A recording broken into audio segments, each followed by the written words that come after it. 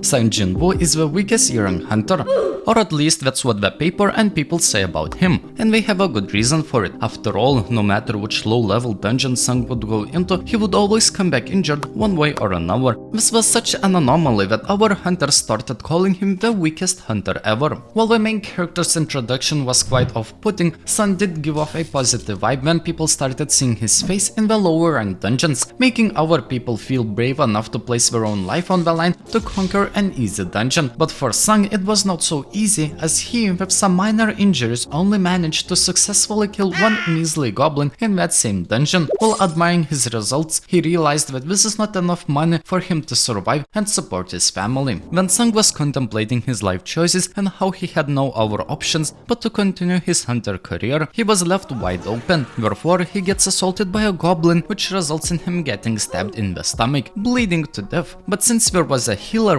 present, she helped him recover from his multiple injuries. In the meantime, that goblin was defeated by one of the party members, and to put salt on Sang's pride, just to show how weak he is as a hunter, we also defeated the dungeon's last boss, completing the quest without suffering any injuries, excluding that one guy of course. Or so they thought, but as the dungeon showed no signs of closing up, they instead found a cave which could be designated as a double dungeon. For the safety of a party, standard procedure requires to back away and report this to the Hunter Association.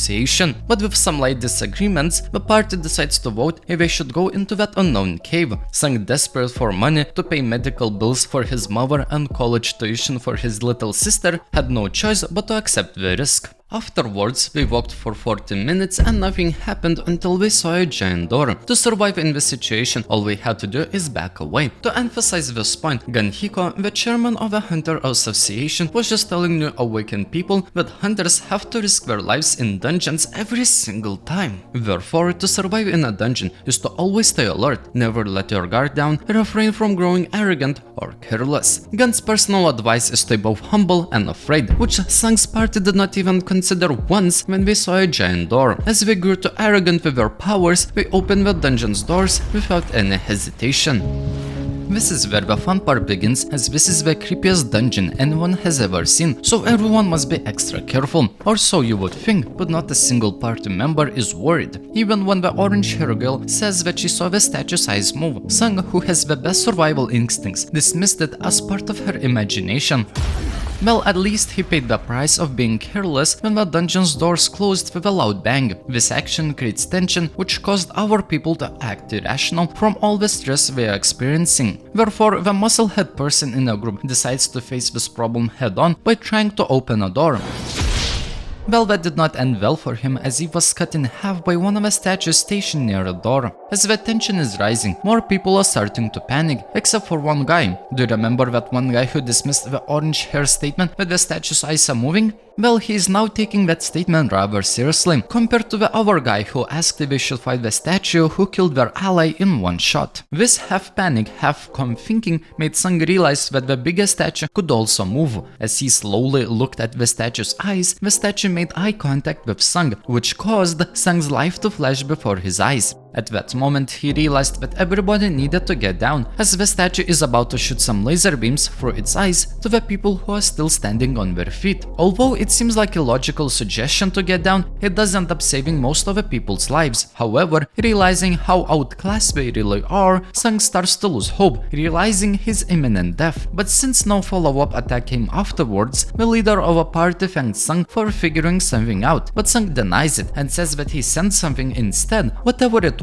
helped the majority of people to survive. But as they continue to play this life or death game, the situation gets really stressful. It will get worse. This medium amount of stress level caused yet another hunter to act irrationally and run away from it. While the last guy did not manage to open a door fast enough, the new guy instead tries to convince himself by boasting about his speed. Not only is he making a target of himself by revealing his goals, not only to the party members but also to the statue, he clearly was not thinking straight. Therefore, when he starts running, the statue did not waste a second wasting that guy. As of now, the biggest enemy in this dungeon are not the moving statues, but human irrationality. If he just followed 3 commandments as stated earlier, worship God, praise God, God, test your faith, those who do not follow these commandments will not return alive. Nothing like this would have ever happened. We could have chosen even the happier ending if we just followed the Hunter Association protocol and did not go to the cave in the first place, but human greed resulted in this situation, and now to save themselves we needed to think logically. Therefore, Sung was thinking over the first commandment, which was asking to worship God. Sung wanted to test the theory by standing back up, but the leader tried to stop him until he saw the look on Sung's face, which resembled a man who did not give up on survival. Therefore, Sung stood up until he saw the statue's eyes starting to glow and quickly bowed down. Sung concluded that only people who are standing above a certain height would get attacked. That is why Sung asked a very humiliating favor for everybody, and that is to bow their heads on the ground to the self-proclaimed god who attacked their friends. At first it did not go well, as Sung is the weakest hunter and they did not have a respect for his opinion. Nobody did anything and they were stuck in a stalemate until the leader, who was with Sung, did as he was asked, and everybody followed suit.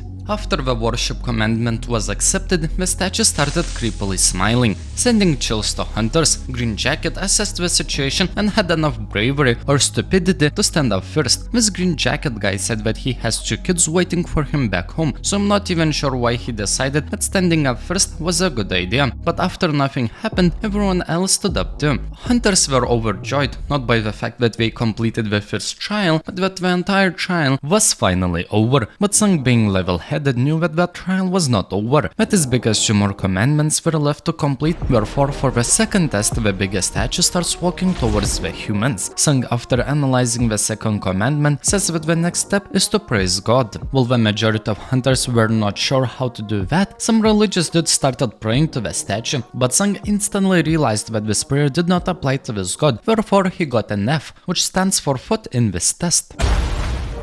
After that religious dude gets killed, they finally decide that going away from a statue is actually a good idea. Also, if praying to the statue was the requirement, then like in the first trial, all of them should have been praying and not just that one dude. After all that, the hunters decide to split up to increase their chances of survival. Green Jacket, while thinking about his family, ran all the way to the back, thinking that this is the safest place to be, but instead he was cut in half. Meanwhile, Sung was running around with an orange hair, promising to not leave her side. Sung, after running and looking around, figured out that he needs to stand near a statue which holds a musical instrument. Revealing this information to everyone, one armed leader trusts Sung's judgment and goes to the statue holding a wind instrument, which ends up saving his life. But Sung was not so lucky, as he found one of the statues but had to leave it for the orange girl's sake, as the statue only accepts one person. Therefore, he had to run towards another one, but he did not have the energy to think about where that statue really was. That's how, while not seeing where he was going, Sun ran towards the wrong one and got attacked by the statue's shield.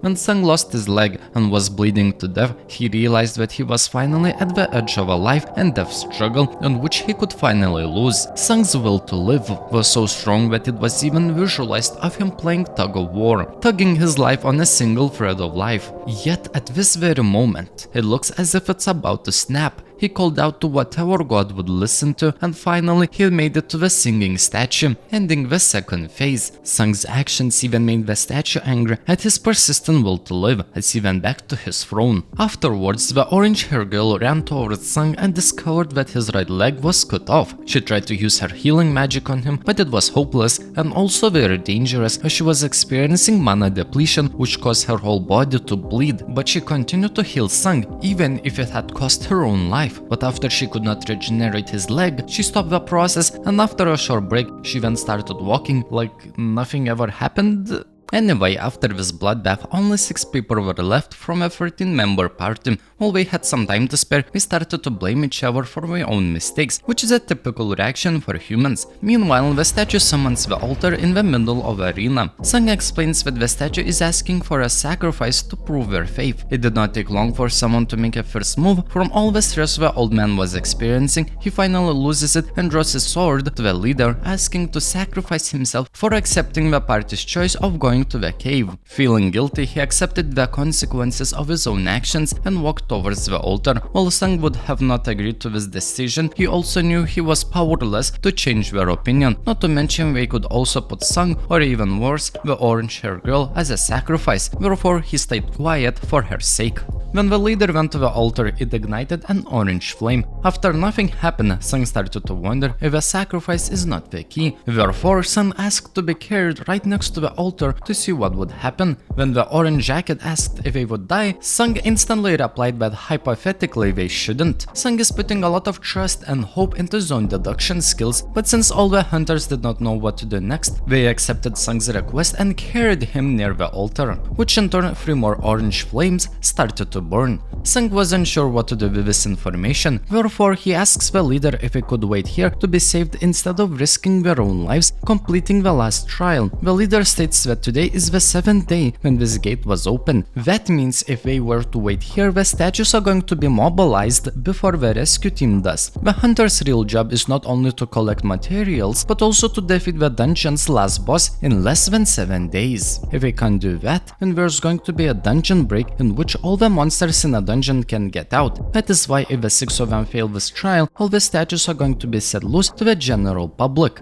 In order not to have a worse outcome, Sung steadied his resolve and asked everyone to get to the altar to begin the test of faith. All of them accepted his proposal and walked towards the altar. When all the 6 members came to the altar, it ignited exactly 6 orange flames. In addition, 24 blue flames also ignited. Those flames caused the dungeon's doors to open. At first, they were certain that the door was a bait and nobody went for it. But after a few blue flames went out, all the statues except for the main one started to glow and walk towards the altar.